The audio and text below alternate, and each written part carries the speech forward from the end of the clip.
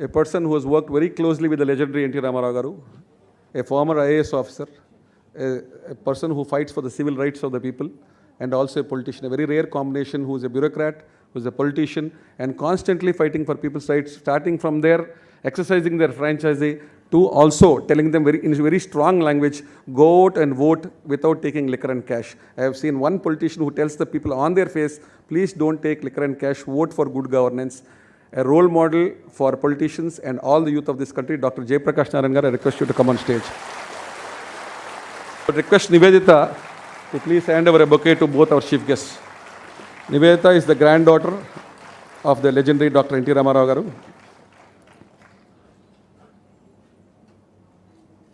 To Madan Pitlaji also, Nivedita.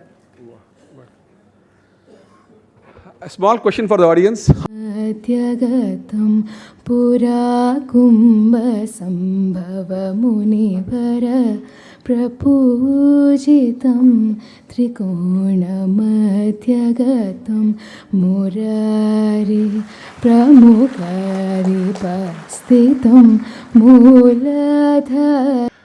Now I would like to call upon Dr. Jayaprakash Narayan Garu to come on stage. Madam Chairperson, esteemed Finance Minister Nirmalaji, friends. First, let me pay tribute to Jayaprakash Subbarao, in whose name this auditorium was commemorated. The reason why I'm mentioning is many of you may not know some of our truly great heroes. Subbarao would have been a very definite Nobel laureate if he lived a little longer. He died very young, at 53 in 1948. If any one of his 5 or 6 major accomplishments were recognized, each one probably would have got a Nobel.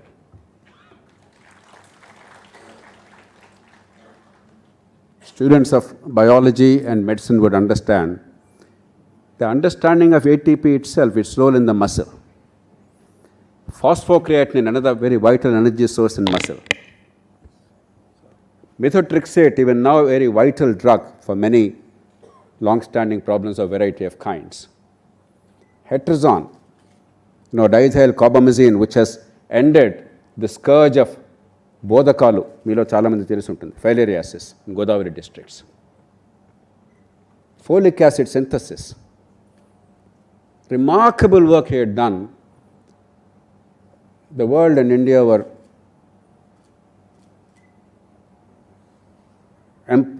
impoverished because of his very early demise. I am delighted that institutions like this, Geetam, Bharat and your team, we must really congratulate you that you remember such truly great people. They may not be very well known across the world, but I am delighted that you give this name. Next, let me pay my tribute to Nirmalaji. This is the second time I am mentioning in the past 2 months. Because in the midst of an extraordinary crisis, bucking the trend against enormous pressure from the so-called scholars and experts and intellectuals, the union government and the finance minister have done a remarkable job in the fiscal management of a country of India's complexity and magnitude. If you did not do that, if you imitated the countries that went in a certain path, we simply would not have had the growth dividend today. If today Naresh is able to say we are one of the fastest growing economies and the fastest growing among large economies, if we are now genuinely contemplating a 7 or 7% plus growth rate for the next 20 or 30 years, if we do a few things right, it's because in a critical moment, when you could easily have taken the easy path, the soft path, and driven us to penury, indebtedness, and therefore no capacity of growth, you gave us a chance. At the same time, you took care of the people. You took care of the poor. 800 million people. 800 million people, the world's largest such program. If NTR were alive, he would be delighted. And ippudanevaru కాలే కడుపుకు అన్నం పెట్టకపోతే బతుకెందుకండి అని చెప్పని. 800 million people were given free food, and as a result, as the IMF has recognized, while poverty still remains, we all recognize it, there is tremendous poverty and deprivation on account of poverty. extreme poverty has ended in this country. It's a remarkable accomplishment. Nimalaji, thank you for the growth impetus you and the Prime Minister are giving, for balancing both manufacturing and services, welfare and growth, union and states. And I say it from the bottom of my heart, you know pretty well, I am not given to idle talk because you happen to be Finance Minister of India or somebody is the Prime Minister of India. Because after all, I am a citizen. A citizen, I believe, is a much higher pedestal than the Prime Minister and the President.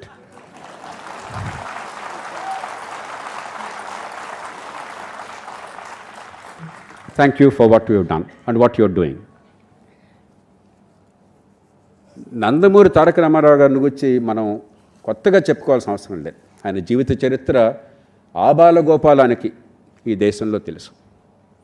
దానిలోకి నేను వెళ్ళను. కానీ ఆయన గొప్పతనం ఏమిటంటే చాలామంది గుర్తించండి. ఎందుకంటే గొప్ప జనాకర్షణ ఉన్న మనిషి, ఒక అసాధారణ వ్యక్తిత్వం ఉన్న మనిషి సహజంగానే మనందరూ ఆకట్టుకుంటారు. కానీ ఆకట్టుకునేప్పుడు మనం కనిపించేవి చూస్తాం కానీ లోతుకు వెళ్ళే ప్రయత్నం చేయం. అందుకని ఈ అంశానికి పరిమితమై సంక్షేమము, అభివృద్ధి, ప్రజల సాధికారత, సుపరిపాలన, దానికి పరిమితమై కొన్ని అంశాలు మాత్రం ప్రస్తావించి, నిమ్మల గారు ఉన్నారు కాబట్టి మరి జాతీయ స్థాయిలో ఆ అనుభవం నుంచి మనం ఏం ఆలోచించాలి, వారికి తెలియదని కాదు, కానీ మళ్ళీ మళ్ళీ మళ్ళీ మన నుంచి వాణ్ణి వినిపించకపోతే దేశాన్ని తెలుసో తెలియకో నాశనం చేసే శక్తులు చాలా బలంగా వాడిని వినిపిస్తున్నాయి. దేశాన్ని బాగు చేసే శక్తులు కొంతైనా వాడిని వినిపించకపోతే ఎట్లాగా? నన్ను చాలామంది అడుగుతుంటారు, ఏమండి 30-40 ఏళ్ళ నుంచి మీరు గొంతు నుంచి కరుస్తున్నారు, పోరాడుతున్నారు, రాత్రింబవళ్ళు కష్టపడుతున్నారు, ఎందుకు ఇదంతా అని. నేను ఎప్పుడు చెప్తుంటాను నవ్వుతూ, ఏమయ్యా దేశాన్ని నాశనం చేసేవాళ్ళు చాలా చాలా కష్టపడుతున్నారు, మనం దానిలో సగమన్నా కష్టపడకపోతే దేశాన్ని ఎలా కాపాడుకుంటామయ్యా అని చెప్పి.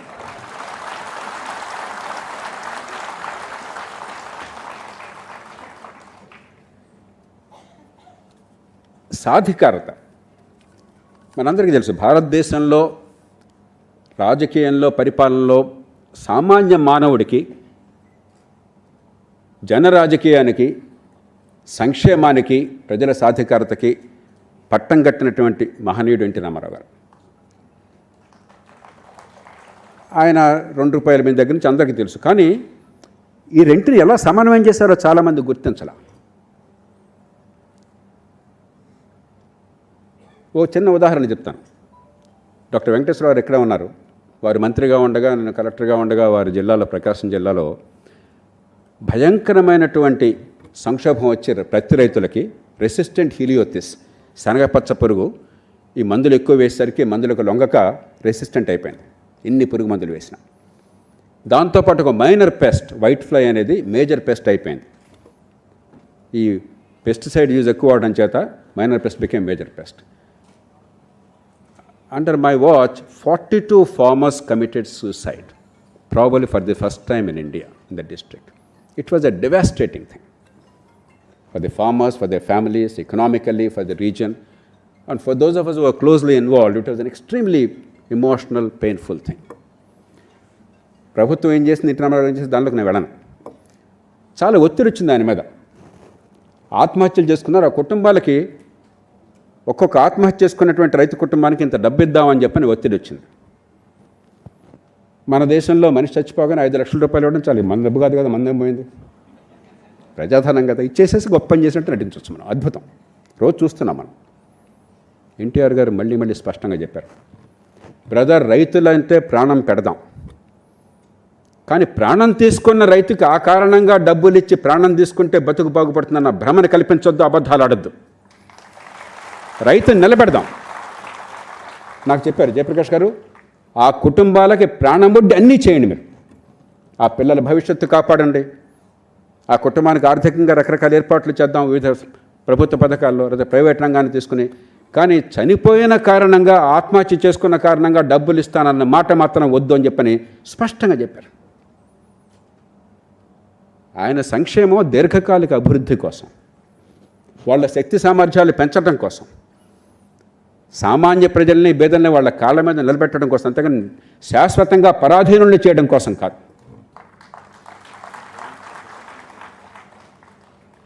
మరో ఉదాహరణ నాకు బాగా గుర్తున్నది. ఇందాక ఒక ప్రస్తావన వచ్చింది, తెలుగు గ్రామీణ క్రాంతి పథం అని చెప్పాను. నేను ఈ జిల్లాలో జాయింట్ కలెక్టర్గా ఉన్నాను క్రాంతి పథం పథకాన్ని ప్రారంభించినప్పుడు. కలెక్టర్ల సమావేశానికి నేను కూడా వెళ్ళాను. ఆ రోజుల్లో ఏంటంటే జిల్లా కలెక్టర్తో పాటు జాయింట్ కలెక్టర్, ఎందుకంటే కాబోయే కలెక్టర్ కాబట్టి పిలుస్తారు. ఈ విషయం చర్చకు వచ్చింది. చాలామంది ఉన్నతాధికారులు, మొట్టమొదటిసారిగా బహిరంగంగా చెప్తున్నాను నేను, చాలామంది నిజాయితీపరులైన ఉన్నతాధికారులు,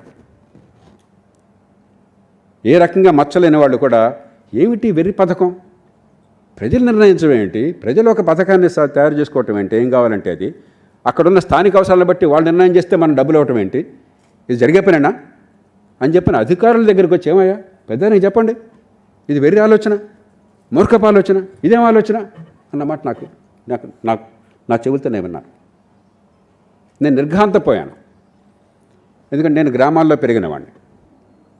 స్థానికంగా ఉన్న నాయకత్వం, స్థానికంగా ఉన్న ప్రజలు పట్టించుకుని తమ జీవితాన్ని ఎంత అద్భుతంగా బాగు చేసుకుంటారో నాకు తెలుసు.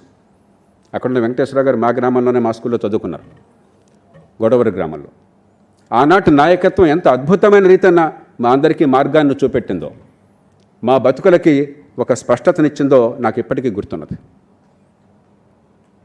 మా ఊళ్ళో స్కూల్ ఏర్పాటు కావాలంటే ప్రతి రైతు ఆ రోజుల్లో ఎకరాకి 25 రూపాయలు సొంతంగా డబ్బులు పెట్టారు. ఎకరాకి 25 రూపాయలు ఆ రోజుల్లో అంటే 2 బస్తాల ధాన్యం ఖరీదు.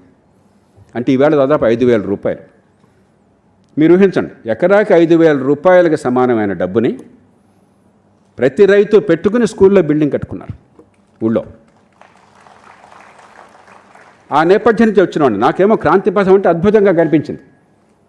మీకు మీ ఊళ్ళో, మీ ప్రాంతంలో ఏ అవసరం మీరు నిర్ణయించుకోండి, మీరు ముందుకొచ్చి సగం పెట్టుకోండి, సగం ప్రభుత్వం ఇస్తుంది, ఇది మీ పథకం, మీరు సొంతదారులు అన్నది నాకు చాలా అద్భుతంగా అనిపించింది. కానీ అధికార యంత్రాంగం చాలా తీవ్రంగా వ్యతిరేకించింది. నిజాయితీ పనులు, నేను అవినీతి పనుల గురించి మాట్లాడలా, నిజాయితీ పనుల అధికారులు, పేర్లు చెప్పను, వారిని కించపరచడం నా ఉద్దేశం కాదు. అప్పుడు నేను ప్రకాశం జిల్లాకు వెళ్ళాను. ఇక్కడి నుంచి ప్రకాశం జిల్లాకు వెళ్ళాను. ఆ జిల్లా చుట్టూ చూస్తే నాకు కనిపించింది, ఒక రోజున మార్కాపూర్ ప్రాంతానికి నేను పర్యటన కోసం వెళ్తుంటే దారిలో మండు టెండ. నేను జూన్ 15 వెళ్ళాను, ఇది జూలై మాసంలో. ఈ రోజుల్లో వర్షాలు బాగా పడుతున్నాయి, ఆ రోజుల్లో వర్షపాతం ఉండేది కాదు, వర్షాభావం మీకు గుర్తుండే ఉంటుంది చాలామంది. ప్రతి సంవత్సరం మనకు అలవాటు వర్షాభావము, కరువు పరిస్థితులు, దుర్భిక్షము. జాతీయ స్థాయి నుంచి ఒక కేంద్ర కమిటీ, కేంద్ర అన్న మాట నాకు ఇష్టం ఉండదు కానీ ఊతపదంగా వాడుతున్నాను. యూనియన్ ప్రభుత్వం నుంచి ఒక కమిటీ, పరిశీలక బృందం, వాళ్ళందరినీ మనం మచ్చిక చేసుకోవటం, అయ్యా బాబు అని చెప్పని వాళ్ళకి చీరలో మరొకటి ప్రసన్నం చేసుకోవటం, వాళ్ళు మంచి రిపోర్ట్ ఇస్తారేమో, రాష్ట్రానికి కాస్త డబ్బులు పంపిస్తారేమో అని చెప్పని, ఇదంతా మామూలు. ఆ పరిస్థితుల్లో నా దారిని వెళుతుంటే మండు టెండలో పైన ఆచ్ఛాదం లేకుండా కేవలం ఒక పంచగట్టుకున్నటువంటి ముసలాయన, ఒక ఆయన బావిలో నీళ్లు తోడుతూ కనిపించాడు. నేను దగ్గరికి వెళ్ళి, పెద్ద ఆయన పేరేంటన్నాను. వెంకటరెడ్డి స్వామి అన్నాడు. పొలం ఎంత ఉంది అన్నాను. 7 ఎకరాలు ఉంది స్వామి అన్నాడు. అంటే మన లెక్క ప్రకారం పెద్ద రైతు, కులక్. ఏం చేస్తున్నా బాబు అన్నాను.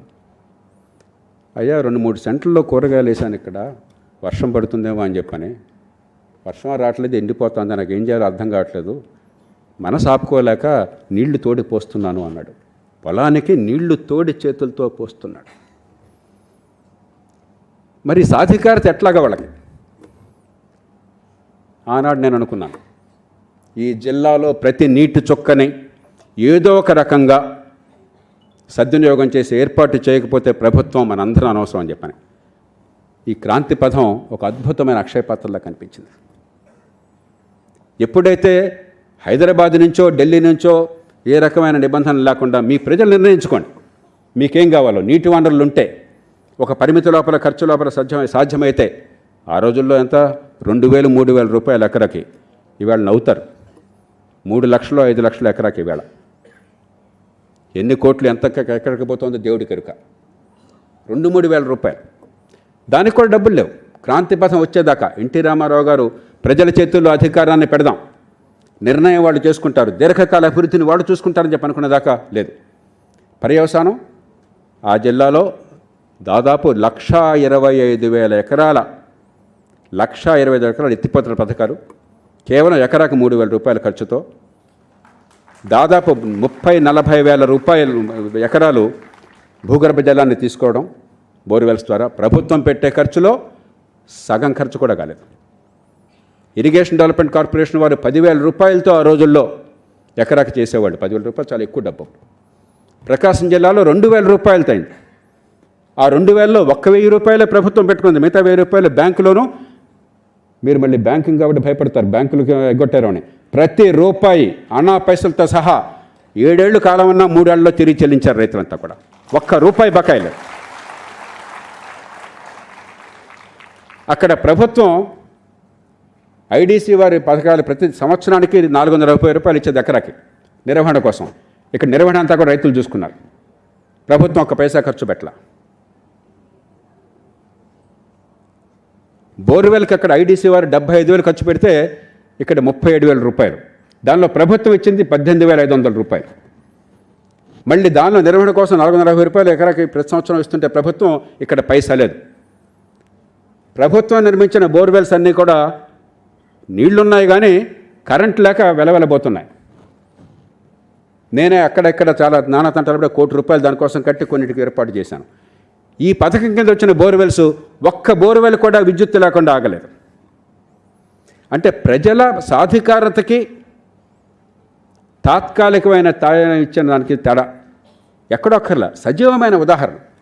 1,00,000 కుటుంబాలు శాశ్వతంగా పేదరికం నుంచి బయటపడ్డాయి.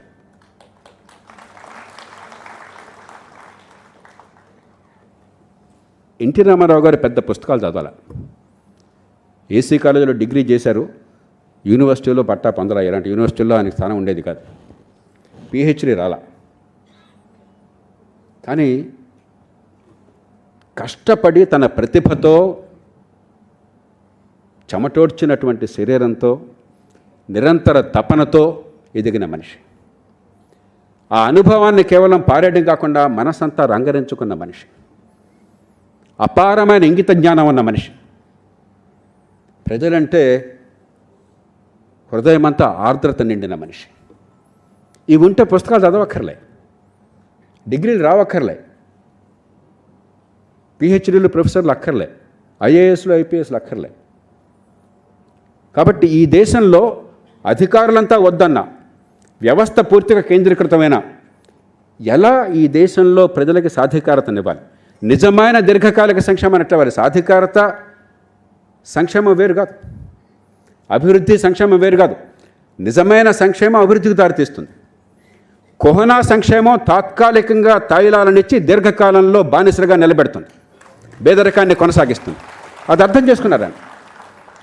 అత్యవసరమైతే కాలే కడుపుకి అన్నం పెట్టాలి, కానీ దాంతో ఆగితే అదే అద్భుతం అనుకుంటే అంతకంటే ఆత్మవంచన లేదని గుర్తించారు. ఎన్నో రంగాల్లో ఈ సాధికారత కనిపిస్తుంది ఆయన చేసిన నిర్ణయాల్లో. మహిళల సంగతి చెప్పారు, నేను ప్రత్యేకంగా చెప్పనక్కర్లేదు. అలాగే సహకార సంఘాలు. ఇవాళ 97వ రాజ్యాంగ సవరణ వచ్చింది. 19(1)C ఆర్టికల్ని మార్చడం జరిగింది. దానిలో ఎన్టీ రామారావు గారి స్ఫూర్తితోనూ, కొరియన్ స్ఫూర్తితోనూ నేను కొంత కృషి చేయగలిగాను. కానీ మొట్టమొదటి దానికి పునాది వేసింది ఆంధ్రప్రదేశ్లో ఎన్టీ రామారావు గారు ముఖ్యమంత్రిగా మ్యాక్స్ చట్టం, mutual aided cooperative societies act. అరే 10 మంది రైతులు ఒక సహకార సంఘంగా ఏర్పడితే ప్రభుత్వం బూడపెత్తనం ఏమిటి? వారికి అధికారం ఇచ్చేద్దాం, వారి సంస్థను వారు నడుపుకుంటారు. బాగా నడుపుకుంటే బాగుపడతారు, బాగా నడకపోతే నష్టపోతారు. మీకేమిటి? మధ్యలో మీరున్నారేంటి? కావాలంటే పెద్ద మనుషులకు చెప్దాం అలా చేసుకోండి అని చెప్పని. కానీ మన పెత్తనం ఏమిటి? ఆయన ఎప్పుడు నమ్మేది అది.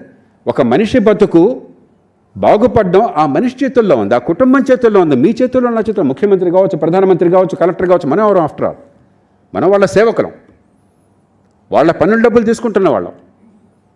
రాజకీయంలో వాళ్ళతో వాళ్ళు ఓటుతో అధికారంలోకి వచ్చిన వాళ్ళం. కానీ బతుకు బాగుపడడం వాళ్ళ చేతుల్లో ఉన్నది. మన బాధ్యత వాళ్ళకు ఒక మార్గాన్ని చూపెట్టడం, ఆ పన్నుల డబ్బులతో వాళ్ళకి అందాల్సినది ఏర్పాటు చేయడం. అంతేగాని నీ జీవితానికి నేను భరోసా అన్న అబద్ధాన్ని చెప్పటం కాదు. అది స్పష్టంగా అవగాహన ఉన్న మనిషి. చాలామంది ఎన్టీ రామారావు గారు సంక్షేమం గురించి మాట్లాడుతూ లోతు తెలియక ఆయన తాయిలాలు ఇచ్చాడు అనుకుంటారు. ఇవాళ నిర్మలా సీతారామన్ గారు, ప్రధానమంత్రి నరేంద్ర మోదీ గారు ఎంతగా తపన పడుతున్నారో ఆర్థిక వ్యవస్థ దెబ్బతినకుండా కాపాడుకోవాలి, ప్రజలకు న్యాయం చేస్తూనే ఈ దేశంలో అప్పుల భారం పెరగకుండా అని చెప్పని ఎన్టీ రామారావు గారు రాత్రింబోళ్ళు తపన పడేవారు. పొద్దున్న 4:30కి మేము వెళ్ళగానే జయప్రకాష్ గారు రాష్ట్ర ఆర్థిక వ్యవస్థ చాలా గందరగోళంలో ఉంది, ఎట్లా అయితే చాలా ఇట్లా అయితే మునిగిపోతామని చెప్పంటే నేను ఆయన ఏమండి మీరు బిడ్డ పుట్టాలన్నా కూడా 240 రోజులు పడుతుంది, 40 వారాలు పడుతుంది, బలవంతంగా లాగలేరు. మీరు ప్రభుత్వం ఏర్పాటు చేశాక పరిస్థితి గమనించి కొన్ని నిర్ణయాలు తీసుకున్నారు. ఇదిగో 1, 2, 3, 4, 5, 6 ఈ నిర్ణయాలకు కారణం ఇది, దీని పర్యవసానం సరిగ్గా జరిగితే ఇది అంటే సంతోషపడి ఫస్ట్ క్లాస్ దీనిలో సగం జరిగినా బాగుంటుందని చెప్పి పెట్టుకునేవాడిని. అమ్మాయిని ఊపిరి పీల్చుకునేవాళ్ళం. మళ్ళీ మర్నాడు పొద్దున్న 4:30 వెళ్ళగానే మళ్ళీ 24 hours చెప్పేశారు రాష్ట్రం రాజ్యాంగంగా నాశనం అయిపోతుంది. అంటే అంత తపన నిద్ర పట్టేది కదా ఆయనకి. కాబట్టి సమతూకం ఎట్లాగొట్లా ఓట్లు దండుకోవటం కోసం సంక్షేమం అనే పేరుతో ప్రజల్ని బానిసలు చేయటం కాదు, తాత్కాలిక అవసరాన్ని తీర్చాలి, కన్నీళ్లు తొలగించాలి, కానీ దీర్ఘకాలంగా భవిష్యత్తు నిలబెట్టాలంటే ఆర్థిక క్రమశిక్షణ కావాలి, పెట్టుబడులు కావాలి. ఇందాక నీటిపారుదల పథకాల గురించి చెప్పారు, కొత్తగా చెప్పనక్కర్లేదు. ఎన్నో రంగాల్లో ఎన్నో విషయాల్లో ఆ సమతూకాన్ని పాటించారు.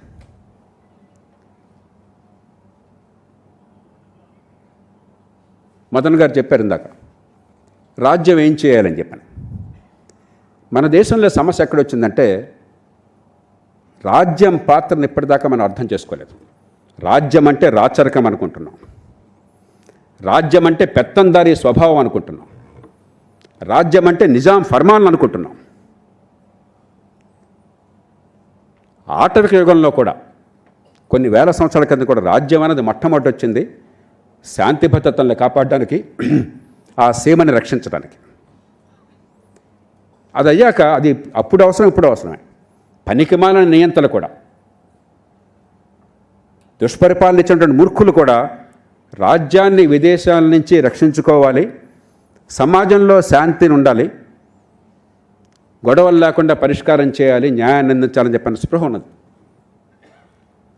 కానీ కాలక్రమేణా దాని నుంచి రూల్ ఆఫ్ లా, చట్టబద్ధ పాలన, కేవలం దుడ్డు కర్రతో శాంతి భద్రత ఉంటే చాలదు.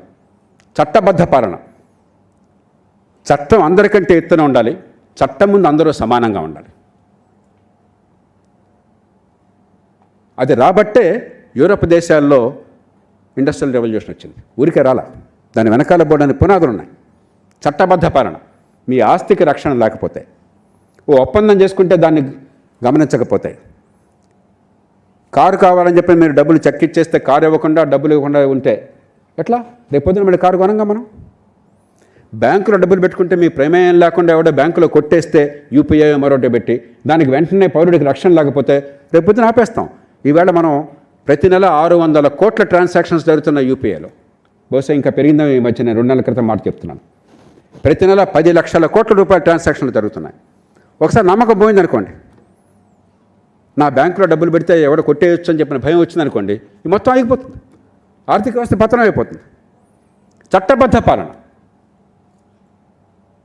ఆర్థిక ప్రగతి రీత్యా చూస్తే మిగతా పక్కన పెట్టినా కూడా, నేరాలకు సంగతి పక్కన పెట్టినా కూడా కనీసం కాంట్రాక్టులను అమలు అవుతుంది, ఆస్తి హక్కులు అమలు అవుతాయి. డబ్బున్నా లేకపోయినా, ఏ కులమైనా, అధికారమైనా లేకపోయినా హక్కులకు రక్షణ ఉంటుంది, ఆ నమ్మకం కలగాలి.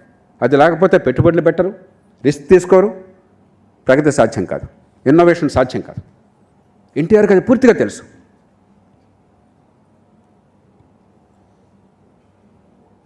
ఇక అశోకుడి కాలం నుంచి, అశోకుని ఏమంటాం మనం? అశోక ద గ్రేట్ అంటాం. చిన్నప్పుడు మీలో కొంతమందికి తెలుగులో చదివిన వాళ్ళకి నాలాగా గుర్తుంటుంది. అశోకుడు ఏం చేశాడు? చెట్లు నాటించెను, బాటలు వేయించెను, సత్రములు కట్టించెను. గుర్తుందా? చెట్లు నాటించెను, బాటలు వేయించెను, సత్రములు కట్టించెను. అందుకు అశోక గ్రేట్ అయ్యాడు. ఎందుకని? 2300 సంవత్సరాల క్రితం రాజ్యం వీరభోజ్యంగా ఉన్న కాలంలో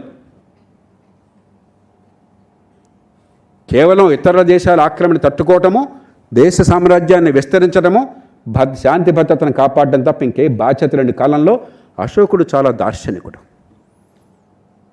ఇది ఒక పవిత్రమైన బాధ్యత, రాజ్యాధికారం. ప్రజల పన్నులతో ప్రజలకు కావాల్సిన ఉమ్మడి సదుపాయాలు కల్పించాలి, లేకపోతే రాజ్యం ఎందుకన్న విషయాన్ని అర్థం చేసుకున్నాడు ఆయన. అందుకే అశోక ద గ్రేట్ అయినాడు. రోమన్ సామ్రాజ్యం దాన్ని అనుకరించింది. కాలక్రమేణా సామ్రాజ్యాల్లో కూడా ఈ తీరు వచ్చింది. గొప్ప సామ్రాజ్యము, గొప్ప చక్రవర్తి, గొప్ప రాజు అంటే మౌలిక సదుపాయాలు, ఉమ్మడి సదుపాయాలు ఏర్పాటు చేశాడని చెప్పని. అది రాజ్యం పాత్ర. మనకేముంది ఇవాళ?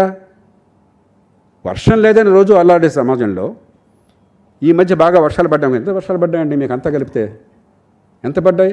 1100 మిల్లీమీటర్లు, 1200 మిల్లీమీటర్లు. ఒక్కరోజు 20 మిల్లీమీటర్ల వర్షం కురిస్తే దెబ్బలాడిపోతున్నాం మనం. ఎందుకని? వాన కురిస్తే వరదలైపోతున్నాయి. మన పరిపాలన నిర్వాహకం అని చెప్పని. స్టామ్ వాటర్ డ్రైనేజ్ లేదు. పొలాల్లో వర్షం కురిస్తే ఒక్కరోజు 100 మిల్లీమీటర్లు, 200 మిల్లీమీటర్ల వర్షం కురిస్తే లక్షల ఎకరాలంతా నాశనం అయిపోయినాయి. ఒకరోజు పత్రికలో నీళ్లు లేక పంటలు మాడిపోతున్నాయి, మర్నాడు పత్రికలో వర్షం వచ్చి వరదల్లో పంటలు మునిగిపోతున్నాయి. ఏమయ్యా, ప్రకృతి ఏమైనా నీకు చెప్పిందా ప్రతిరోజు ఖచ్చితంగా 10 మిల్లీమీటర్ల వర్షం ఇస్తానని చెప్పని? పరిపాలన ఎందుకుందో తగలటనా? అసాధారణంగా 1000 మిల్లీమీటర్ల వర్షపాతం ఒకరోజు వస్తే అప్పుడు ఆలోచిద్దాం. మన అలాంటిది కాదే. సహజ వనరుల్ని కాపాడుకోవటం ప్రభుత్వం బాధ్యత. మౌలిక సదుపాయాలు కల్పించడం. వర్షం వస్తే వరద నీరు పోవాలి. వర్షం లేకపోతే భూగర్జలాన్ని మనం పెంచుకుని వాళ్ళు ఉపయోగించుకోగలగాలి. లేకపోతే ఈ సర్ఫేస్ వాటర్ని ఉపయోగించి డ్యాములు కట్టుకుని రక్షించుకోవాలి, కాపాడుకోవాలి, నీటి సద్వినియోగం చేసుకోవాలి. వర్షం వస్తే ఒక బాధ, లేకపోతే మరో బాధ. 2 పత్రికలు పతాక శీర్షికలు. దీనికి ఒక కమిటీ, దానికి ఒక కమిటీ, దీనికి ఒక బృందం, దానికి ఒక బృందం. ఏం డ్రామా ఇది? ఎందుకని?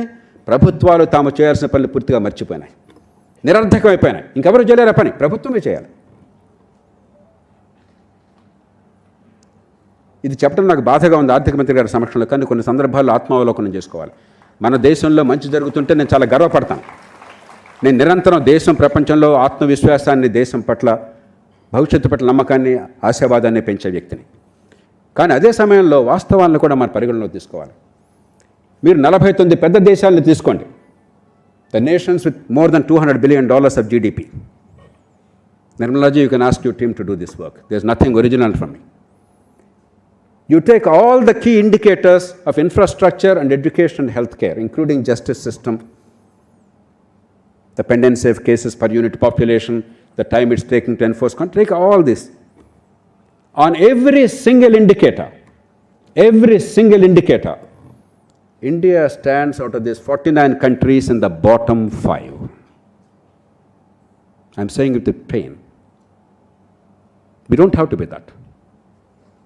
You know the countries that are giving company to us? Pakistan, Bangladesh, Nigeria. I don't understand why you are fighting with Pakistan at all. We are truly blood brothers. Our misgovernance is universal. Pakistan, Bangladesh, Nigeria. The 5th country kept varying, depending on the indicator. But these 4 countries have been always there among the bottom 5 in every single indicator. Is that what India can aspire to be? Why? డబ్బులు లేకపోవటం కాదు, ఉన్న డబ్బంతా తగలేయటం.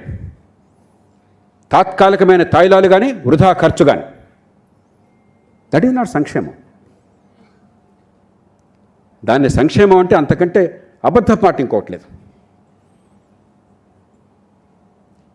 మంచి విద్య అందించకుండా విద్యకి డబ్బులు బోర్డంత ఖర్చు పెడుతున్నాం.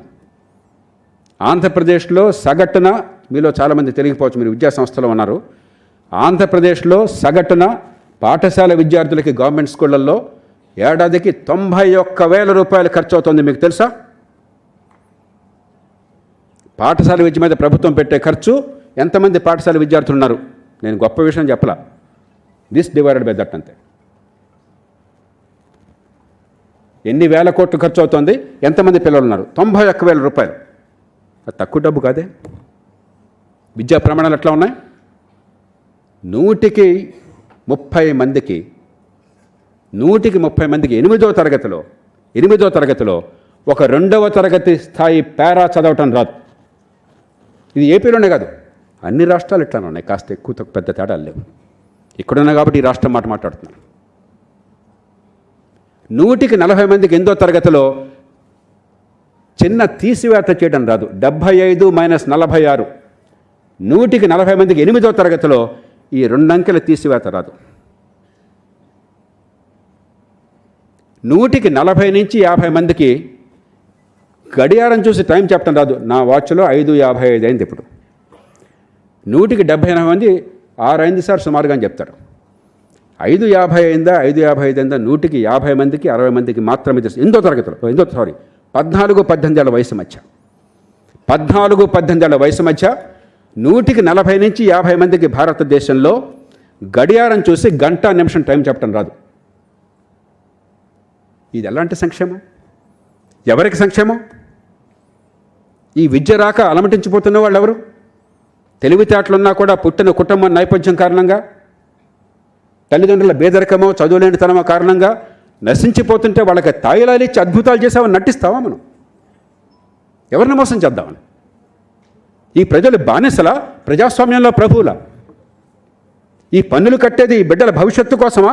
వాళ్ళని ఏమర్చి తాత్కాలికంగా వాళ్ళ నుంచి ఆ ఓటు అనేది పొంది అధికారంలో విరవేగటం కోసమా? పరుషమైన పదాలు వాడుతున్నారు, క్షమించాలి.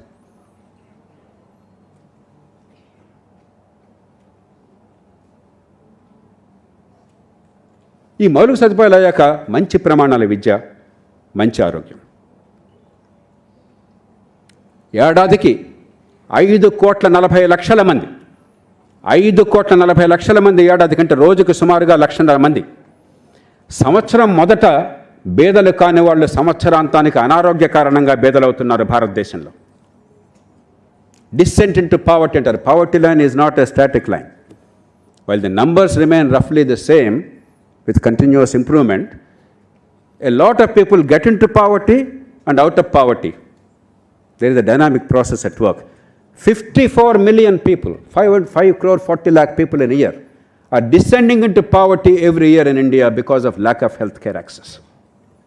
We can easily set it right at a low cost if you utilize our advantages. The governments that do not do these, or the parties that do not offer these, they are all too ready to offer all kinds of short-term freebies at the cost of long-term good. Because there is a trade-off. You have to take care of the short-term needs. Nirmala Sitharaman ji has taken care of the short-term needs. 800 million people are fed in a time of crisis. That is welfare.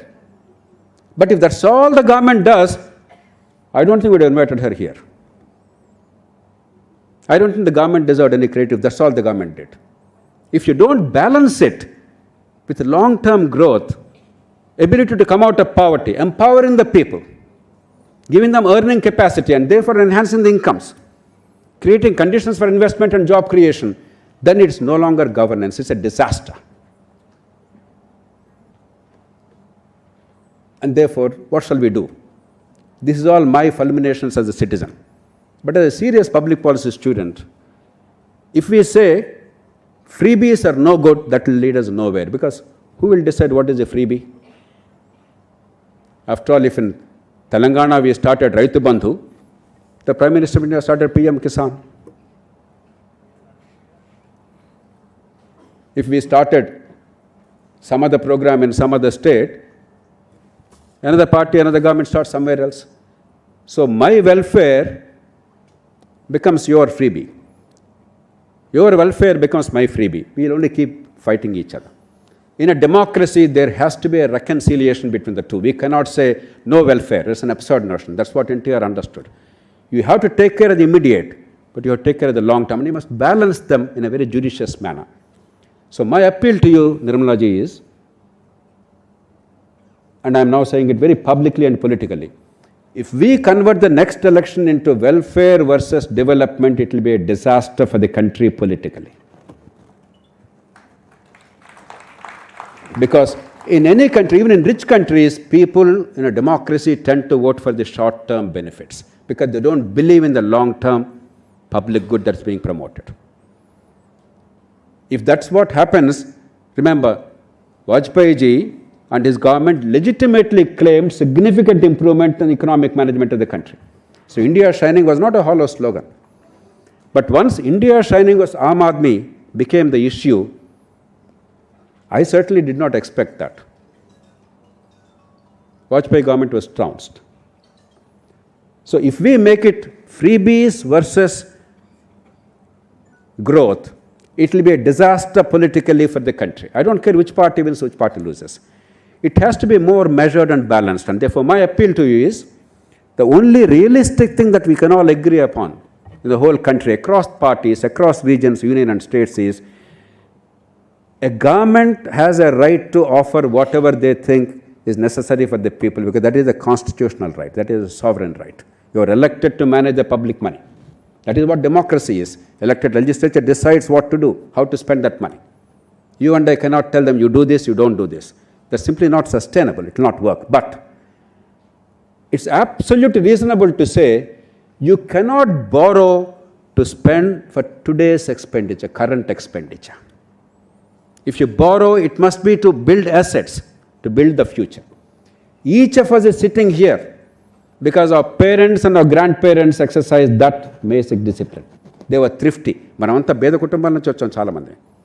అందరం కోటీశ్వరుల నుంచి రాలా, సామాన్య కుటుంబాల నుంచి వచ్చాం. తినడానికి ఉందాం కానీ అంతకంటే ఎక్కువేం లేదు.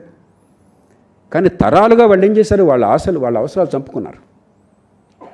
వాళ్ళ కోరికలను కొంచెం వాయిదా వేసుకున్నారు. మా పిల్లల భవిష్యత్తు కోసం ఏమైనా చేస్తామని నిర్ణయం చేసుకున్నారు.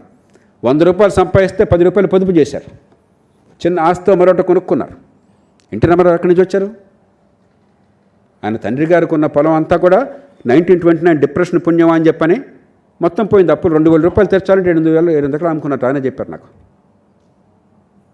ఎట్లా వచ్చారు? అంత కష్టంలో ఉన్నా కూడా తమ శ్రమని, తమ శక్తిని నమ్ముకుని 100 రూపాయలు సంపాదిస్తే 10 రూపాయలు ఆదా చేసుకుని పొదుపు చేసి రేపటి నుంచి ఆలోచించి అవసరమైతే అవసరాలను చంపుకుని దుబారా ఖర్చు పెట్టకుండా, అప్పు చేసి పప్పు కూడా చేయకుండా ఆయన ఎదిగారు. మనందరి కుటుంబాలు ఏదో ఒక రీతిని అదే రకంగా వచ్చినాయి. భారతీయ సాంప్రదాయం అది. హిందువులు కానీ, ముసల్మాన్లు కానీ, ఈ కులం కానీ, ఆ కులం కానీ, ఉత్తరాది కానీ, దక్షిణ, అందరం కూడా పిల్లల కోసం బతుకుతాం. భారతదేశం అందరికీ సామాన్య లక్షణం ఉందంటే పిల్లల కోసం తల్లిదండ్రులు చావడానికైనా సిద్ధపడతారు. గుండెల్లో దాచుకుంటారు, ఎన్నో త్యాగాలు చేస్తారు. అలాంటిది మనం ఎన్నుకున్న ప్రభుత్వానికి మన బిడ్డల భవిష్యత్తును నాశనం చేసి వాళ్ళ మీద అప్పుల భారాన్ని పెట్టి ఈవేళ అప్పు చేసి పప్పు కూడా తినే హక్కు ఎక్కడున్నది? It is a perfectly reasonable argument, socially and politically. Therefore, bring back revenue deficit concept, which was unwisely taken out from the FRBM framework. And you only have one rule for the union or the states. There will be a time for transition because Government of India has a structural deficit. జాతీయ స్థాయిలో ఉన్న ప్రభుత్వానికి 27 లక్షల కోట్ల రూపాయల budget ప్రవేశపెట్టిన దానిలో నిర్మలా గారు 27 లక్షల కోట్ల రూపాయల పన్నుల ఆదాయం, దానిలో 16,11,000 కోట్ల రూపాయల రాష్ట్రాలకి వివిధ రూపాయల్లో బదిలీ అవుతున్నది. అయితే ఫైనాన్స్ కమిషన్ లేకపోతే కేంద్ర ప్రతిపత్తి పథకాలు 9,43,000 కోట్ల రూపాయల అప్పుల మీద వడ్డీలు చెల్లిస్తున్నారు. Without giving a salary to one single person, 95% of the Government of India revenue is going away on these two heads.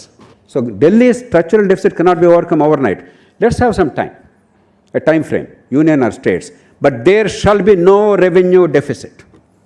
That means you cannot borrow to maintain the current expenditure. The borrowed money shall only go towards building assets for the future. And for that, you create an independent body. Maybe the Finance Commission can be made permanent. Maybe a Office of Budget Responsibility can be created in the Finance Commission. Instead of the government, the political government deciding which state has violated the norms, if such an independent constitutional body decides, you will be away from politics. Because then, otherwise, మా కేసీఆర్ గారు ఒప్పుకుంటారా మీరేం చేసినా? What ever you say, it's political. Andhra Pradesh government will say, we want to give to the people, poor people, free, and Government of India, Narendra Modi is stopping it. There is no end to this. But if you create a revenue deficit framework, an independent body, a credible body, and adhere to that, because under Article 293(3), you have the power to decide whether or not to approve a loan of the state government. So constitution makers wisely gave the tools. Please do not make it an issue of freebies versus growth. You have to make it an issue of revenue deficit being nil and borrowed money cannot be used for current expenditure. If you do that, within 3-4 years, we will see fiscal health in the country. We will have enough money to be able to fund the welfare programs, but enough money to invest for the future. One last word. For those of you who may not look at numbers, 7% అభివృద్ధికి 8% అభివృద్ధికి తేడా అంతా తెలుసా? 10 ఏళ్ల కాలంలో 7% 8% మధ్య తేడా $600 billion GDP,